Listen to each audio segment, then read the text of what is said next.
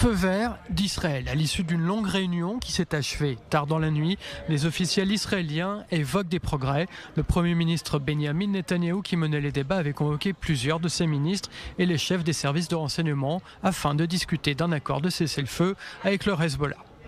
À l'issue des discussions, il a été décidé d'avancer, malgré les questions non élucidées dans les négociations avec l'organisation terroriste. De hauts responsables américains ayant une connaissance directe de la question ont également déclaré que les parties se rapprochaient d'un compromis, mais que tout n'était pas réglé. Le principal responsable de la politique du Pentagone au Moyen-Orient, Dan Shapiro, arrive en Israël et doit rencontrer le ministre de la Défense, Israël Katz, pour tenter de sceller la feuille de route. L'accord n'est donc pas encore conclu. Cependant, le Premier ministre se préparerait à faire une annonce dans la semaine après l'approbation des termes du cessez-le-feu par le cabinet de sécurité.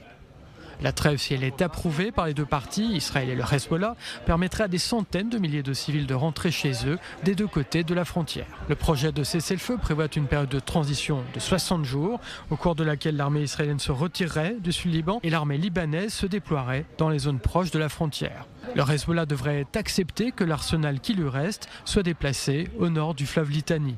Les États-Unis se porteraient garants de leur soutien à Israël si toutefois le Hezbollah reprenait ses activités belliqueuses et serait à nouveau une menace imminente depuis le territoire libanais. L'accord prévoirait également la surveillance de la contrebande d'armes depuis la Syrie vers l'organisation terroriste. Selon les termes de la trêve proposée, Israël ne prendrait des mesures militaires contre le Hezbollah qu'après consultation avec les États-Unis et si l'armée libanaise ne parvenait pas à faire face à la menace.